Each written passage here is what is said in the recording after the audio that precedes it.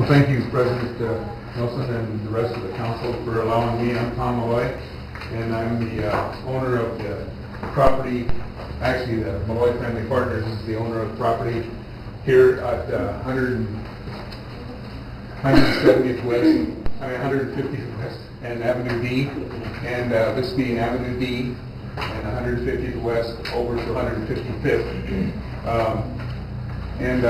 I've owned the property since 2002, and I've been working since then in order to get a conditional use permit to build a club-style automobile racetrack, both for cars and, in some cases, motorcycles. It's designed for both, primary cars. And what I mean by a club racetrack is that this will be, I'll build a facility and it will be rented out to different car groups. For instance, Porsche Owners Club, Ferrari Club. There's an organization called Vintage Auto Racing Association. Various groups like that where people get together with old race cars and bring them onto the track and have a race weekend. That involves members of the family, mechanics, participants themselves, who in some cases both are the mechanics and the drivers. And these things, the large weekends tend to start usually on a Friday, and they'll go Friday through Sunday. And this club again means something very small. It's not one of these things. A lot of people envision California Speedway or the Indianapolis Motor Speedway where several 100,000 people show up. This is nothing like that. If you would come up later and observe the rendering here, you'll notice there's little places here on the corners where there are grandstands. And these are grandstands similar to what you would see at a small Little League park, where maybe 10 or 15 or 20 people or 25 people can sit in those stands, and they're isolated around different places, so that if you want to go out to a certain corner and watch the competition in that corner, you'd be able to sit in that stand. You can stand along the fence, but those would be the only stands that would be available. This wouldn't be this big 150,000 seat stand. Along this area right here is some RV parking. These red items here, objects here, are similar to, they're not, but they're similar to, for descriptive purposes, condos, where you can come out there and spend the overnight if you wanted to. These two are garages. This is a clubhouse, and this would be what the clubhouse would possibly look like. There could be a viewing section up here, and restaurants and things at the bottom. Up here, some more viewing. This would be the style where if somebody actually wanted to have a wedding reception there, it'd be that nice. That type of thing would be overlooking this district right here. This would be the garage area, which are these two buildings right here. This is parking. And then you can see the outline of the racetrack in the black.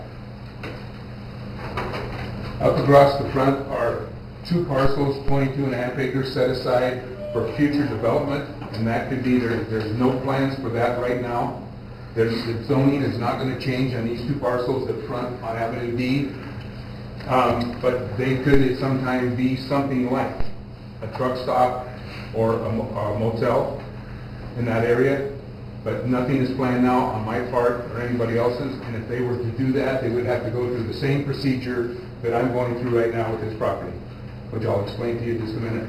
The property that I own is just a little bit, almost double.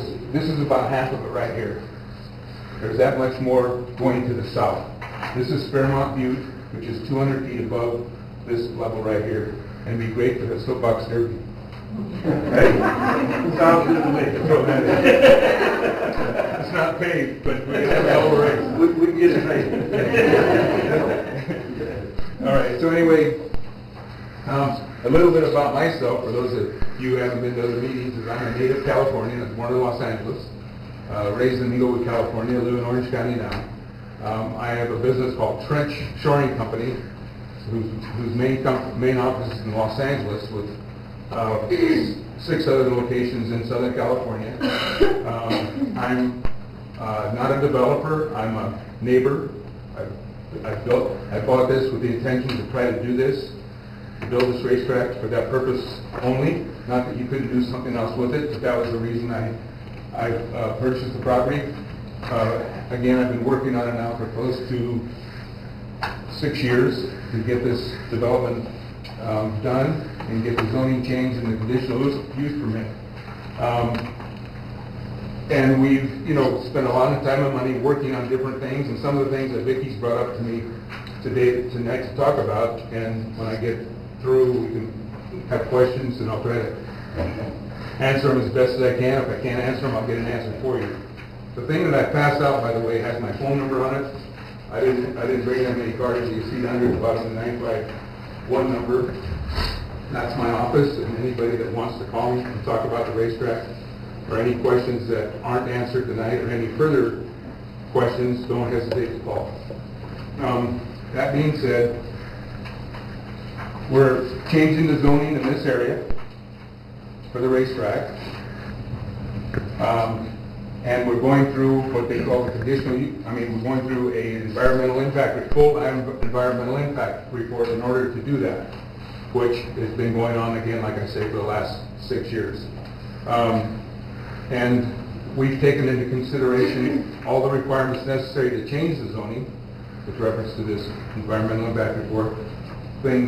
Obviously things taken into consideration will be traffic, how we're going to exit and then enter people off of Highway 138, which is going to require some changes in this intersection, which will be lanes where you speed up and lanes where you slow down in order to get into the facility. But keep in mind, again, like I said before, this isn't something that just happens all at one time. If a normal race weekend would be where you would start, say for instance a 3-day, those people who could get off work on Friday would come to the track and set up their area. They're each allotted an area to put their car and work on it.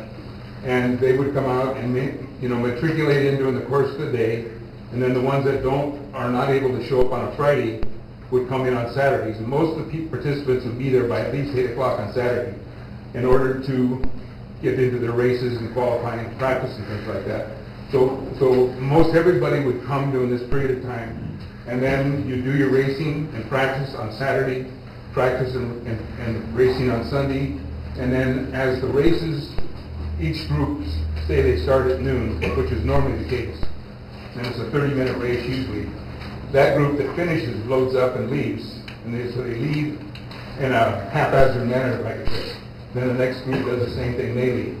So it's not this big flood of people comes into the thing and a big flood leaves. They matriculate in, matriculate out during the course of the 3 days.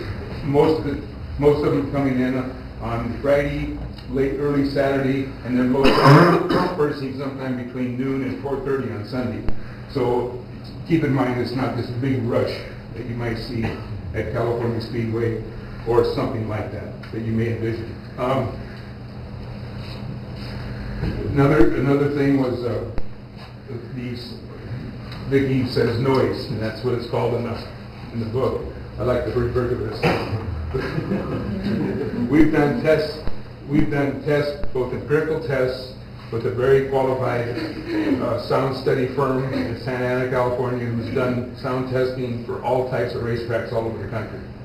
And he's done the work for us for the environmental impact report. And he came to us shortly after doing his study and said, because of the sensitivity of sound, that I think it'd be good for you to do an actual test. So I hired a guy that had 2 off-road, like trophy trucks, to come out to the property. And we stationed people in, was it 4 or 5 locations? Actually 6 locations. Around the property, including the property reserve, and did this unlimited sound test. And that came back, the